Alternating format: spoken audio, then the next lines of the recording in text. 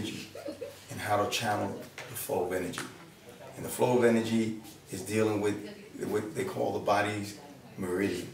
And the meridian, the Chinese believe that the meridian, it exists in certain parts of the body, from the middle point, from the head all the way down to the middle and the lower part of the body.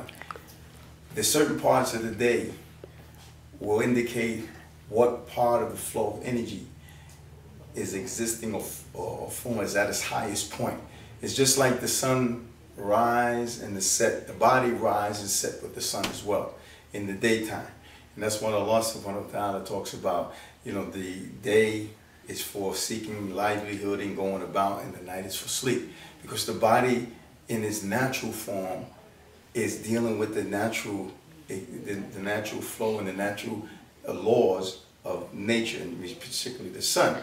So the meridian, the highest point in the daytime, is the upper part of the body, because the body's energy is rising at that point, and that's what allows you to, at the same time, Allah subhanahu wa ta'ala says, that He places the spirit back into the body.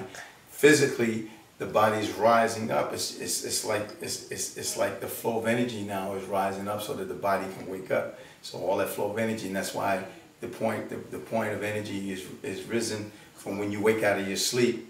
There's that burst of energy that comes into play, into focus. Now the meridian, the highest point, there's 12 points of the meridian body, and some of the points are, when it dealing with the heart, dealing with the lungs, the spleen, going down to the small intestines. Those are the highest points of energy, of where the energy is flowing in the AM points of the day. And then when you get down, and then also the stomach.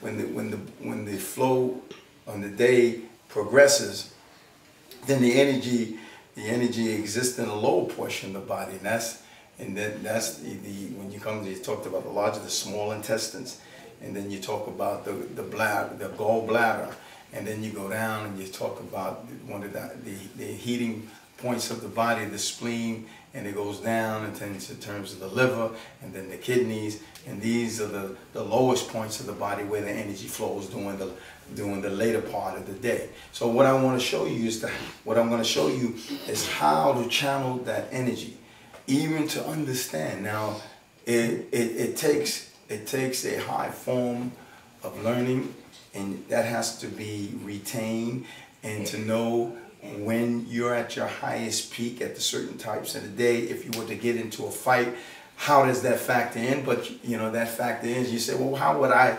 how can I tap into the fact that, or adjust to the fact that I'm going to use certain parts of my body, or understand certain parts of the energy that's flowing if I get into a fight in the day or at the night? Well, your training will, and your consistency and your conditioning, and your ability to continue to train until it seeps in, and until it becomes second nature. So this is what we're dealing with: the energy, how it flows, how the energy is projected, how it flows out of the body, how it's contained in the body. How to bring one point of your energy to another point. The Chinese call it qi. The Japanese call it ki. In Islam, we deal with the spiritual aspect. We deal with the spiritual realm of what Allah subhanahu wa ta'ala has given us. And He's allowing us to understand the spiritual realm is what I'm involved with. The Islamic spiritual realm is what I'm involved with. But at the same time, Allah subhanahu wa ta'ala has given knowledge to man, to let man understand. A lot of some of the concepts that's coming from other ideologies is coming from the physical aspect of it, but that's the spiritual flows through the physical parts of our body, and you have to understand it. It's an unseen factor, but it's a force to be reckoned with, and that's why Allah subhanahu wa ta'ala talks about how if there's 100 believers, then 100 believers can overcome 100,000. And so forth. But if the belief is weak, then 100 believers can overcome 1,000, or 100 believers can overcome 10,000. So in other words, 10 to 1. If a person has the strength of 100 men, you know, that's the flow. That's that spiritual energy that Allah subhanahu wa ta'ala was talking about. And this is what was displayed with the Muslims, the early Muslims during the time of the Prophet ﷺ. But that still exists.